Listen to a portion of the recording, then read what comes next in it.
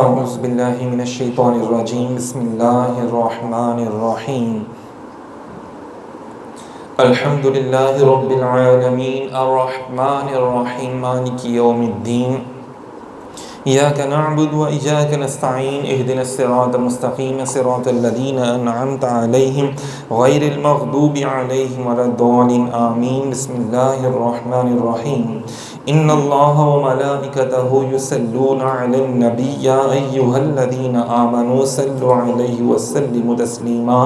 محبت سے پڑھی گا الصلاۃ والسلام علیک یا سیدی یا رسول اللہ وعلی آلک و اصحابک یا رحمت للعالمین یا راحت العاشقین یا مراد المشتاقین یا شمس العارفین یا شفیع المذنبین یا خاتم النبیین۔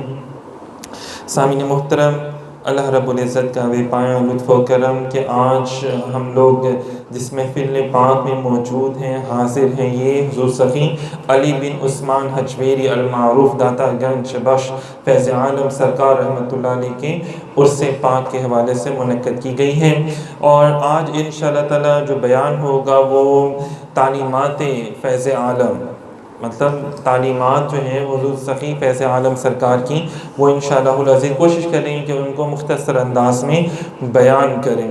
سامعین محترم، بڑی پیاری سی بات ہے، حضور سخی نظام الدین اولیاء سرکار رحمۃ اللہ علیہ فرماتے ہیں کہ اگر کسی کو کوئی مرشد نہ ملتا ہو، وہ رہنمائی لینا چاہتا ہے، ہدایت پانا چاہتا ہے، وہ مرشد اگر اس کو نہ ملتا ہو تو وہ کوشش کرے کہ وہ حضور سخی داتا گنج بخش فیض عالم سرکار کی جو لکھی ہوئی کتاب ہے کشف المحجوب، وہ اس کا مطالعہ ضرور کرے، تو جو پیر و مرشد سے اس کو رہنمائی ملنی ہے وہ آپ کی کتاب سے اس کو وہ رہنمائی حاصل ہو جائے گی۔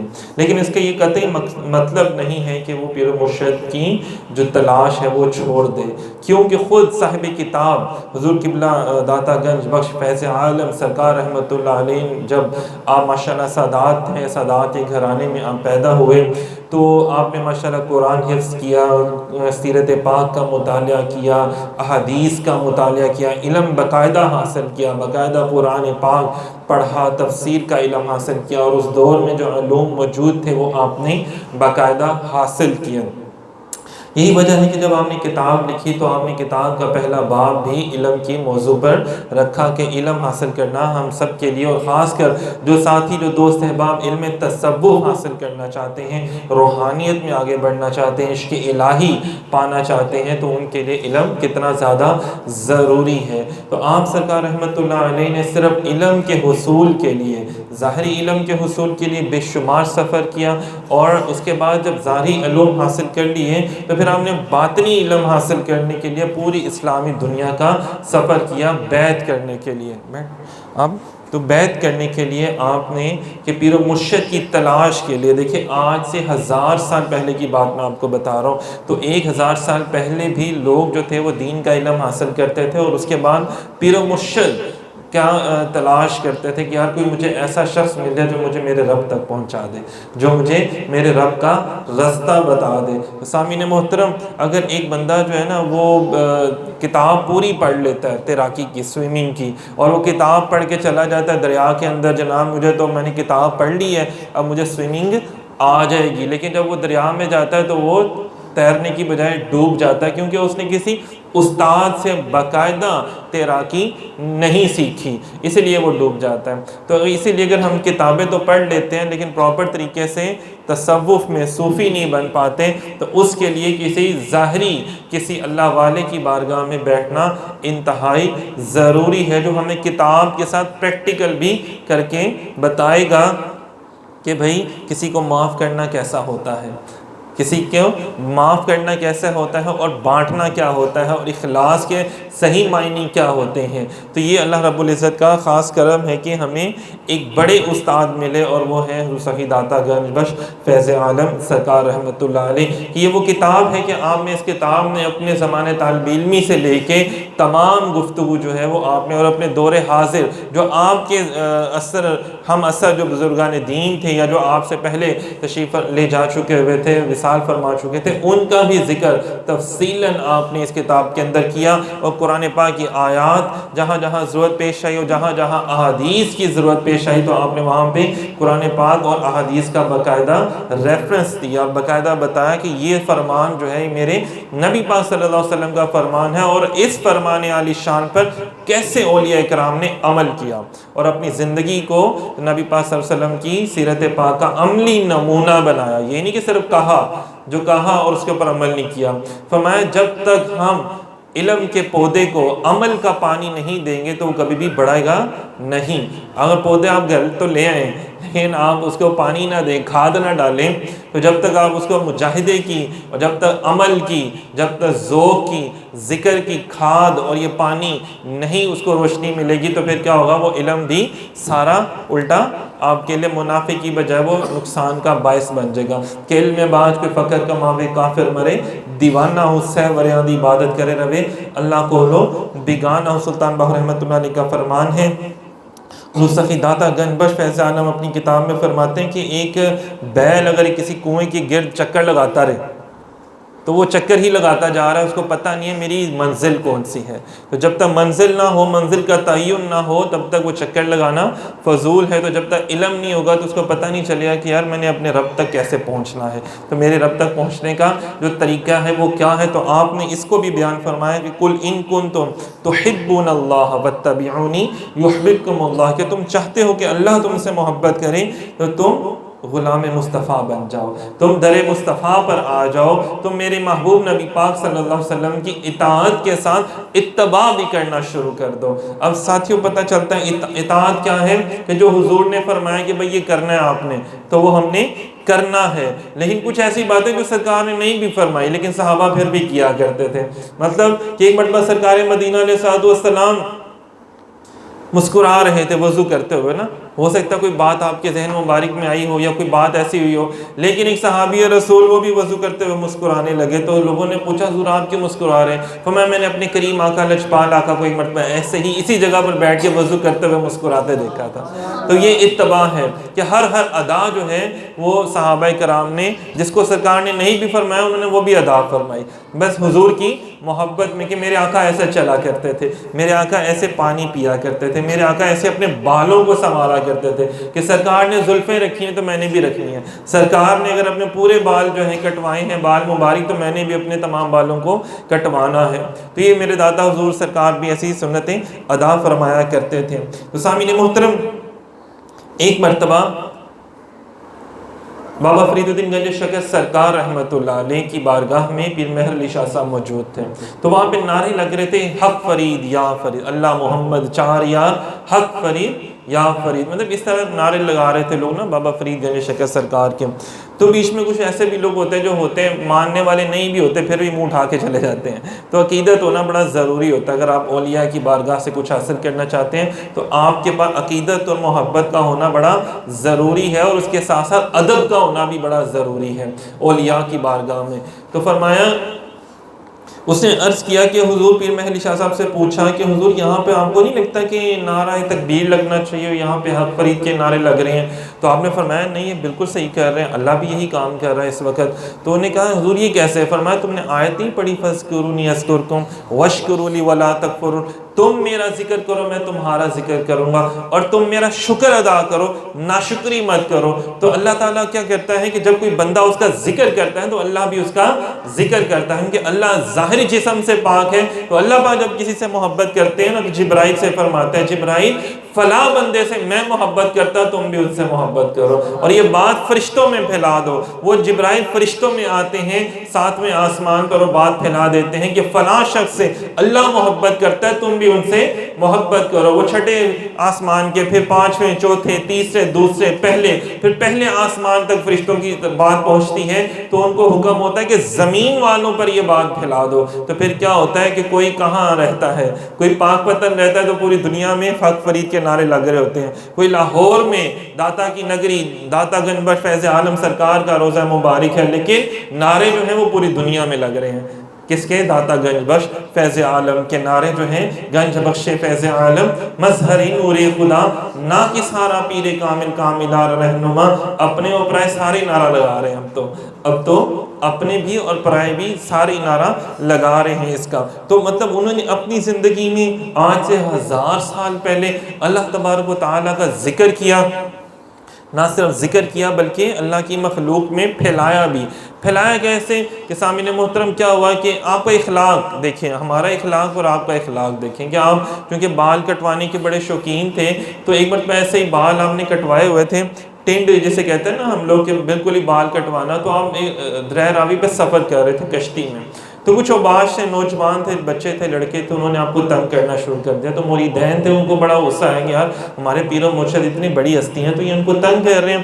تو آپ نے کیا کیا، لوگوں نے کہا کہ حضور آپ ان کے لیے بد دعا کریں، آپ ان کے لیے بد دعا کریں کہ یہ آپ کو تنگ کر رہے ہیں۔ فرمایا سوچ لو، فرمایا حضور بالکل سوچ لیا، یہ بے ادبوں کا انجام بڑا برا ہونا چاہیے۔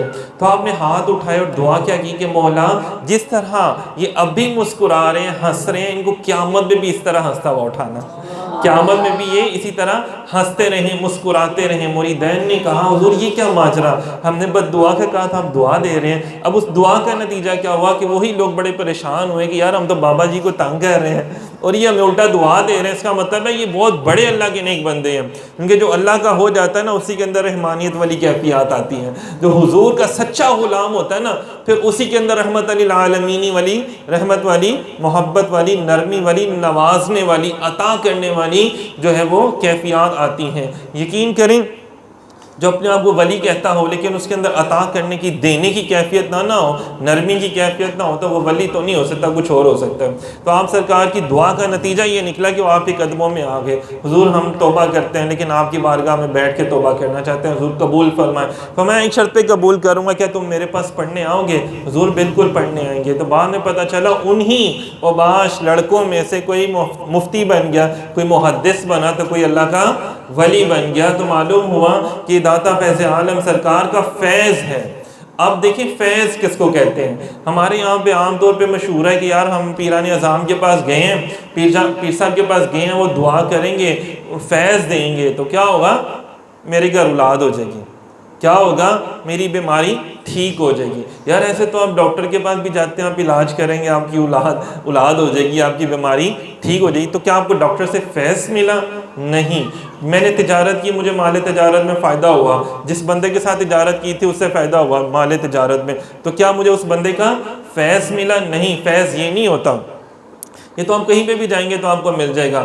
فیض وہ ہوتا ہے، ہم نے تو ہر چیز کا معنی مفہوم ہی تبدیل کر دیا ہوگا نا، تو معنی مفہوم وہ ہے جو اللہ اور اس کے رسول نے بتایا۔ اب فیض کیا ہے کہ جب آپ اللہ کے ولی کی بارگاہ میں بیٹھتے ہیں تو کیا ہوتا ہے، وہ آپ کی دل کی، دنیا کی ڈائریکشن تبدیل کر دیتے ہیں۔ وہ جو ڈائریکشن ہماری دنیاوی جو ہے وہ دولت کی، محبت کی طرف جا رہی ہوتی ہے، وہ چلی جاتی ہے اللہ کی محبت کی طرف چلی جاتی ہے۔ داتا حضور فرماتے ہیں کہ میں نے ایسے عمراء کو بھی دیکھا، امیر لوگوں کو بھی دیکھا، دولت بھی ہے لیکن دولت کی محبت نہیں، وہ اللہ کی راہ میں لٹاتے چلے جا رہے ہیں، اور ایسے غرباء کو بھی دیکھا جو غریب ہیں، ٹھیک ہے، لیکن ان کے دل میں دولت پانے کی ہوس بہت زیادہ ہے، دولت پانے کی ہوس ان کے اندر اتنی زیادہ ہے، بہت زیادہ، اور ان کو خدا سے مطلب نہیں ہے، ان کا توکل بھی بالکل نہیں ہے۔ اور ایسے بھی لوگ ہیں کہ جن کو صرف دولت سے محبت ہے کہ بھئی ہم کیوں نماز پڑھیں، ہمارے پاس تو دولت ہی بتھیری ہے۔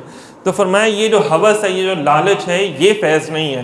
فیض کیا ہے کہ جب آپ اللہ والوں کے پاس جائیں تو آپ کی ڈائریکشن چینج کر دیں۔ کیسے چینج کر دیں کہ آپ یہ سمجھنا شروع کر دیتے ہیں کہ آج جو میرے اوپر سارا فضل ہے یہ میری محنت کی وجہ سے نہیں ہے، میرے رب کی وجہ سے ہے، یہ میری محنت کی وجہ سے نہیں ہے، یہ میرے رب کا مجھ پر خاص کرم ہوا ہے، یہ میرے رب کا، میرے آقا کریم علیہ السلام کے صدقے سے مجھ پر جو کرم ہوا ہے، تو اس وجہ سے میری نعت پڑھنا کسی کو اچھا لگتا ہے، یہ اس وجہ سے میرا جو کمانا ہے، میرے جو بچے نیک ہیں، تو یہ اللہ کا فیض ہے، یہ مرشد کی نگاہ کرم ہے، یہ فیض ہے کہ میرے بچے جو ہیں وہ نیک ہونا شروع ہو جاتے ہیں، میرے گھر والے جو ہیں ان کا دھیان جو ہے وہ دین کی طرف لگنا شروع ہو جاتا ہے۔ تو یہ کیا ہوا؟ یہ فیض ہوا۔ خود داتا گنج بخش فیض عالم سرکار نے، آپ اندازہ کریں کہ وہ پیر و مرشد کی اہمیت اس طرح بیان فرماتے ہیں کہ آپ نے 2000 سے زیادہ صوفیہ کرام سے فیض حاصل کیا۔ صوفیہ کرام سے 2000 سے زیادہ. آج ہم 2-4 بزرگوں کی بارگاہ میں جاتے ہیں، یار ہم تو بڑی لوگوں کے پاس گئے، ہم تو بڑے لوگوں کے پاس، یار آج کل پیر نہیں ملتے. لوگ ایسے بات کہہ رہے ہوتے ہیں نا، تو یہ بڑے افسوس کی بات ہے. ہمیں ایک جینس کی پینٹ خریدنی ہوتی ہے تو کتنی مارکیٹوں میں جا کے پھر لیتے ہیں، ایک خریدنی ہے بلا کے 500 یا 1000 کی، لیکن اتنی مارکیٹوں میں جا کے پھرتے ہیں. کوئی ایک ٹی وی خریدنا پڑ جائے، کوئی ایک موبائل خریدنا ہو جائے نا، کوئی ایک موبائل خریدنا ہو، یا ہم نے کوئی اپنے بچے کو اسکول میں داخل کروانا ہو تو ہم 10 اسکول پھرتے ہیں. میں نے تو ایسے بھی لوگوں کو دیکھا جو 10 اسکولوں میں جاتے ہیں تو سب کا سلیبس لا کے پڑھتے ہیں، پھر دیکھتے ہیں کہ تجزیہ کرتے ہیں کہ اس کا سلیبس زیادہ اچھا ہے تو ہم وہاں جا کے اپنے بچے کو داخل کروائیں یا اس مدرسے میں داخل کروائیں. یا لوگ 10-50 ڈاکٹر دیکھتے ہیں، ہسپتالوں کو گھومتے ہیں اپنی ظاہری جسمانی صحت کو بہتر کرنے کے لیے. نہیں یار وہ فلاں ڈاکٹر اتنا اچھا نہیں ہے، فلانا ڈاکٹر جو نا بڑا اچھا ہے، تم اس کے پاس جاؤ. تو یارو یہ بھی تو ہو سکتا ہے کہ ہم اپنی ظاہری جسم کو بہتر بنانے کے لیے اتنی تگودو کرتے ہیں، تو کیا ہم اپنے آپ سے پوچھیں کہ ہم نے کبھی اپنی روح کو، اپنے باطن کو اتنا صاف کرنے کے لیے کبھی کوئی تگودو کی ہے؟ تو ہم جواب آئے گا بالکل بھی نہیں کی. ہم گھر بیٹھے رہتے ہیں، یار میں آپ ہی پڑھ لینا بتھیرا، میرے کو نہیں بڑا علم ہے. تو وہ داتا گنج بخش فیض عالم جو عالم بھی تھے، فاضل بھی تھے، مفتی بھی تھے، سارا علم حاصل کر لیا تھا، لیکن پتہ چلا کہ نہیں بھائی، جو باطن علم ہے وہ اللہ تعالیٰ کے ایسے بندوں سے ملے گا جن کو اللہ نے باطن کا علم عطا فرمایا ہے. خواجہ غریب نواز فرماتے ہیں، انہوں نے خط لکھا خواجہ قطب الدین مختاری کاکی رحمۃ اللہ علیہ کو، تو آپ نے فرمایا کہ دیکھو جو پیر و مرشد ہے نا وہ دکاندار ہے، تم اس کو آٹے کے پیسے دو گے تمہیں وہ چینی نہیں دے گا، تم چینی کے پیسے دو گے وہ تمہیں گڑ نہیں دے گا. تو جو عقیدت اور محبت تم وہاں پیش کرو گے تو اللہ تبارک و تعالیٰ تمہیں ویسا ہی تمہارے گمان کے مطابق تمہیں عطا کرے گا. تو کسی کا یہ گمان تھا تو وہ اپنے گھر کا پورا سامان نبی پاک صلی اللہ علیہ وسلم کی بارگاہ میں لے آیا. تو پوچھا گھر میں کیا رکھا ہے؟ عرض کیا حضور صرف اللہ کا کرم اور نبی پاک صلی اللہ علیہ وسلم کی اداؤں کو چھوڑ آیا ہوں اپنے گھر میں، حضور کی اطاعت اور محبت کو اپنے گھر چھوڑ کے آیا. جب ایسے معاملات ہوں گے نا تو پھر کیا ہوگا؟ پھر آپ کے اوپر فضل کے، رحمت کے، فیض کے دروازے بھی پھر آپ کے اوپر کھلنا شروع ہو جائیں گے. تو سرکار نے 2000 سے زیادہ صوفیاء سے، وہ صوفیاء کرام جن میں ظاہر والے بھی صوفیاء کرام تھے، جیسے آج کل ہم دیکھتے ہیں کہ جناب صاحب ظاہریت بہت زیادہ ہوتی ہے نا، جبہ، مالائیں، انگوٹھیاں پہنی ہوتی ہیں، جناب صاحب بڑے پروٹوکول ہوتے ہیں. تو ہم اگر داتا حضور کی زندگی میں دیکھیں تو جب آپ لاہور تشریف لے کر آئے آج سے 1000 سال پہلے تو لینڈ کروزر پر آئے تھے. آپ کے ساتھ کتنے کو ڈالے آئے ہوئے تھے مریدوں کے؟ کوئی ڈالا نہیں تھا، کوئی مریدوں کے لمبے چوڑے وہ معاملات نہیں تھے. کیا تھا کہ صرف اللہ کا خاص کرم، ایک اللہ کی کتاب اور جو ظاہر کے ہاتھ میں پکڑی ہوئی تھی، اور دوسرا کیا وہ جو علم سینے میں مرشد نے عطا کیا تھا وہ لے کر آئے. تو پھر کیا ہوا؟ پورا لاہور ہی داتا کی نگری بن گیا.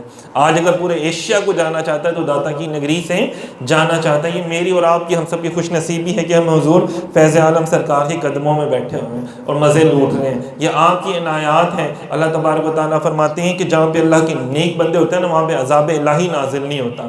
تو یہ لاہور کی تاریخ ہے کہ لاہور کبھی بھی پورا برباد نہیں ہوا. یہ صرف اللہ کے ولیوں کا صدقہ ہے، یہ کرم ہے اللہ کے ولیوں کا خاص. اور اس کے بعد آپ فرماتے ہیں کہ میں نے خراسان میں 300 سے زیادہ ایسے بزرگان دین کو دیکھا کہ جن میں سے ہر ایک کی یہ شان تھی کہ وہ ایک بندہ پوری دنیا کے لیے دعا کرے تو وہ کافی رہے گی. ایسے ایسے اولیاء کرام سے آپ نے فیض روحانی حاصل کیا پیر و مرشد کا. اور پھر آپ نے دیکھیں توحید کا آپ کے ماشاءاللہ سے آپ نے چیپٹر اس میں بیان کیا. جو لوگ اکثر اوقات اولیاء کرام بزرگان دین کے اوپر شرک کے فتوے لگاتے ہیں نا، وہ یہ شرک ہے اور غیر اللہ سے مانگنا شرک ہے. آپ نے سنا ہوگا داتا ہم ہی کہندے ہو رب ہے دینے والا. تو یارو میں ایک سوال پوچھتا ہوں کہ میں نے بھی اور آپ نے بھی ماشاءاللہ ہر قرآن پاک کے شروع میں لکھے ہوتے ہیں اللہ تعالیٰ کے 99 نام لکھے ہوتے ہیں، کسی ایک نام میں بھی نہیں لکھا ہوا داتا. تو پھر یہ داتا نام کیوں آپ کہہ دیتے ہیں کہ یار یہ اللہ کا نام ہے اور آپ ایک بندے کو داتا کہہ رہے ہیں؟ ایسے ہوتے دیکھیں ایک بندے کو آپ ڈاکٹر بھی تو کہہ رہے ہیں نا، شفا اللہ نے دینی، آپ اس کو ڈاکٹر کیوں کہہ رہے ہیں؟ اللہ کہہ رہا ہے رب ارحمہما کما ربیانی صغیرا، کہ جو ماں باپ ہیں وہ بھی پالنے والے ہیں. پالنے والا تو اللہ کی ذات ہے، لیکن اللہ خود کہہ رہا ہے پالنے والے.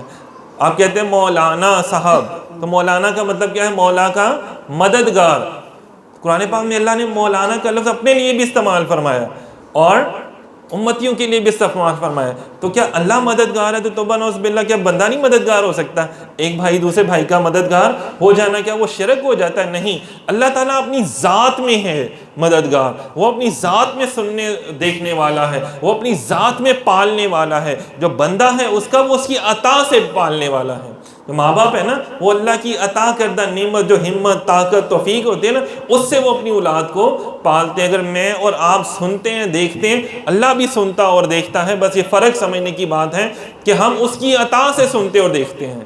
اللہ تعالیٰ کسی کی عطا سے نہ سنتا ہے نہ دیکھتا ہے، وہ اپنی ذات میں یہ مقام رکھتا ہے. اللہ تعالیٰ کی یہ ذات ہے، اس کی یہ شان ہے، یہ اس کے مقامات ہیں. لیکن جو بندہ ہے، میں اور آپ ہم سب جو ہیں یہ اس کی شان سے اس کی عطا سے سنتے اور دیکھتے ہیں، محسوس کرتے ہیں یا دوسروں کی مدد کرتے ہیں. تو شفا جو ہے وہ اللہ تعالیٰ کی ذات ہی دینے والی ہے. آپ کو پتہ ہے کہ داتا گنج بخش فیض عالم سرکار اگر توحید کا درس نہ دیتے ہوتے تو مسجد کیوں بناتا؟ تو جتنے بھی اولیاء اللہ ہیں، بزرگان دین ہیں، جب آپ ان کو پڑھتے ہیں نا، ان کا مطالعہ کرتے ہیں، تو یہ جو ان کی کتاب ہے جو کشف المحجوب، آپ اس کا ضرور مطالعہ کیجئے گا. اس کو پتہ چلتا ہے کہ صاحب جب آپ تشریف لے کر آئے تو یہاں پہ آپ نے باقاعدہ مسجد تعمیر کروائی. یارو اگر یہ ہوتا کہ جناب مجھے سجدہ کرو، مجھے پوجو، تو آپ مسجد کیوں بناتے؟ اور مسجد بنا کے بھی آپ نے فرمایا کہ بھئی ایک اللہ کی عبادت کرنی ہے اور ایک ہی طرف رخ کرنا ہے جس طرح میرے رب نے حکم دیا ہے، خانہ کعبہ کی طرف. اور حضرت محمد مصطفیٰ صلی اللہ علیہ وسلم نے جو فرمایا بس اسی پر عمل کرنا ہے، بس اسی پر عمل کرنا ہے. تو آپ اندازہ کریں 1000 سال پہلے کے اولیاء اللہ کا یہ ذہن ہوا کرتا تھا. 1000 سال پہلے بھی لوگ جو ہیں وہ بیعت کیا کرتے تھے اور 1000 سال پہلے بھی لوگ عرس منایا کرتے تھے. یار پتہ نہیں لوگوں کو کیا ہو گیا کہ آج ان کو پتہ نہیں کہاں کہاں سے من گھڑت جو ہیں وہ ایک باتیں جو ہیں انہوں نے اپنے آپ کے اندر گھڑ لی ہوئی ہیں. حالانکہ 1000 سال پہلے بھی لوگ عرس منانا تب شروع ہوئے تھے تو آج تک منایا جا رہا نا. اور عرس کیا ہے؟ یادگار منانا کہ یار فلاں بندے نے اللہ کا اتنا بڑا انہوں نے خدمات سر انجام دی ہیں تو ہم ان کے آنر میں ان کو آنر دے رہے ہیں کہ یار اور لوگوں کو بتا رہے ہیں کہ یار یہ دیکھو ہمارے مسلمانوں میں ایسی شخصیات ہوئی ہیں کہ جنہوں نے بڑے بڑے لوگوں کو بنایا ہے کہ جہاں پہ خواجہ اجمیر بھی جا کے سلطان الہند بن رہے ہیں، خواجہ اجمیر بھی جا رہے ہیں، جہاں پہ غوث پاک جیسی ہستیاں بھی فرما رہی ہیں کہ اگر وہ میرے دور میں ہوتے تو میں ان کا بیعت ہوتا. خواجہ غوث پاک سرکار یہ فرما رہے ہیں، اندازہ کریں. پھر بابا فرید جیسی ہستیاں، پیر مہر علی شاہ صاحب جیسی، اور بڑے بڑے لوگوں نے یہ کہا کہ وہ سابق داتا نہیں آج بھی داتا ہے، آج بھی حاضر ڈیوٹی داتا ہے. کوئی یہ نہیں کہتا کہ یہ سابق گورنر، سابق ہوتا ہے نا سیٹ سے ہٹ جاتا ہے، ریٹائرمنٹ ہو گیا تو چلو یا انتقال ہو گیا تو سابق اس کے نام کے ساتھ آتا ہے. لیکن آپ کے نام کے ساتھ آج بھی سابق کا لاحقہ نہیں لگایا جاتا. آج بھی اگر کوئی کہتا ہے تو یہی کہتا ہے کہ داتا گنج بخش سرکار آج بھی اپنی روحانی مسند میں بیٹھ کے ویسے ہی جو غلامان مصطفیٰ آتے ہیں، جو عاشق آتے ہیں، ان کو آج بھی ویسے ہی اپنی نگاہ فیض سے نوازتے چلے جا رہے ہیں. اگر کوئی ناقص آتا ہے، کوئی میرے جیسا عام طالب علم بھی جاتا ہے تو سرکار اس کو بھی نگاہ کرم سے نوازتے ہیں، اس کی بھی تربیت باقاعدہ فرماتے ہیں. اور جو کامل چلے جاتے ہیں نا ان کے بھی کوئی مقامات رکے ہوتے ہیں، اٹکے ہوتے ہیں، ان کی بھی کوئی مناظر رکی ہوتی ہیں تو سرکار ایک نگاہ سے ان کی مناظر بھی ان کو بھی کہاں سے کہاں پہنچا دیتے ہیں. یہ داتا حضور کا کرم ہے کہ جو قادیانیوں کے والے سے جو مقابلے کے لیے کھڑے کیے گئے نا ولی اور یہ شیر کھڑے کیے گئے کہ داتا حضور کی نگاہ سے کھڑے ہوئے. غازی علم دین شہید ایسے نہیں بنے، ممتاز حسین قادری جیسی ہستیاں ایسے نہیں بنے، مولانا خادم حسین رضوی صاحب جیسی ہستیاں، پیر مہر علی شاہ صاحب جیسی، پیر سید جماعت علی شاہ صاحب نے جب بھی قادیانیوں کسی مبلغ سے یا کسی سے جب مناظرہ کرنے جانا ہوتا تھا تو پہلے سخی داتا صاحب کی بارگاہ میں حاضری دیا کرتے تھے. علامہ اقبال رحمت اللہ علیہ کیا فرماتے ہیں کہ خیر آپ کیا ہیں سید حجویر مخدوم الامم، کہ آپ میرے نبی پاک صلی اللہ علیہ وسلم کی امت کو بھی عطا کرنے والے ہیں. اور وہ فیض جو سرکار نے اپنی امت کو عطا کرنا، جب سرکار نے عطا کرنا ہوتا ہے تو بانٹ دیتے ہیں. اللہ پاک نے اپنے اولیاء کو صاحب اختیار بنایا ہے، تو جس کو اختیار عطا فرما دیں تو اس پہ پھر عنایات کے تمام دروازے کھول دیے جاتے ہیں. دعا کرتا ہوں اللہ رب العزت مجھے آپ کو ہم سب کو اولیاء کرام بزرگان دین اور خصوصاً سخی داتا گنج بخش فیض عالم سرکار کی بارگاہ سے فیض یاب ہونے کی توفیق عطا فرمائے اور آپ سرکار کا ایسے ہی فیض جاری و ساری رہے اور مجھے آپ کو ہم سب کو بھی اولیاء کرام، صوفیاء کرام، بزرگان دین کی بارگاہ سے فیض یاب ہونے کی توفیق عطا فرمائیں۔ کوئی غلطی کوتاہی ہوئی تو اللہ کے حضور معافی کے خواستگار ہیں، اور اللہ رب العزت ہم سب کو حق سچ بیان کرتے رہنے کی توفیق عطا فرمائے۔ بہت شکریہ، جزاک اللہ۔